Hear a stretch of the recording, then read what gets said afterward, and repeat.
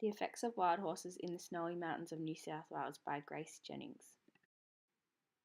This inquiry focuses on the environmental impacts of wild horses to the native environment of the Snowy Mountains. The ecosystems in this region, located in the southeast of New South Wales, are extremely unique and are home to 21 native flora and 15 native fauna species that are found nowhere else on Earth. A culmination of different resources were utilised whilst completing this report. The issue was brought to my attention through an article in the local newspaper. From here, I studied the National Parks and Wildlife Service's website, which gave a broad outline of the topic. Google Scholar provided a reliable resource that focused on the environmental impacts caused by brumbies in the Snowies, as well as suggested solutions in dealing with this issue. A Boolean search through the Curtin Library search engine using the keywords southern corroboree frog and peat bog system was used.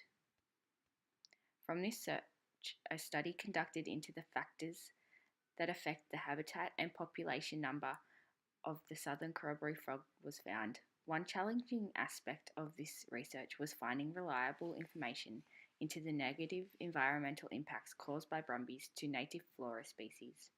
This was overcome by using a combination of government websites. Key findings of this inquiry suggest that wild horses found in the Snowies cause negative environmental impacts to native flora and fauna species of the area. One main focus of this inquiry outlined impacts to the southern corroboree frog's native habitat, the peat bog system. Brumbies cause damage to this environment through trampling of natural bogs.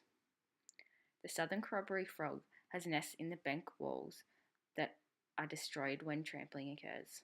Trampling also increases water runoff, which decreases water pool size.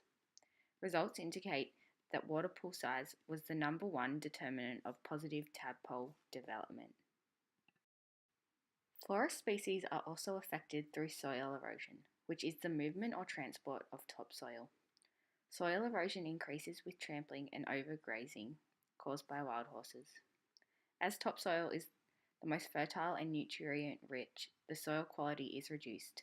This negatively impacts vegetation growth. One suggested solution to promote the protection of native species in the Snowies is wild horse culling. It has been determined that this method is the most cost-effective and successful way to control the brumby population.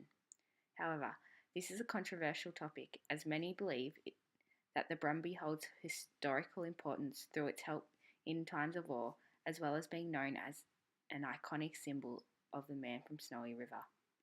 Trapping, rehoming, and fertility control are less effective control measures. The ACARA website displays the national curriculum. 2 Year 4 content descriptors are linked to this environmental inquiry. The first outlines that all living things have life cycles. One emphasis of this content descriptor is the development of organisms through life cycles, and recognises that environmental factors can affect life cycle patterns. The second content descriptor highlights that living organisms are dependable on each other and the environment for survival. In conclusion, wild horses in the Snowy Mountains cause negative environmental impacts to native flora and fauna species found in the area. Thank you.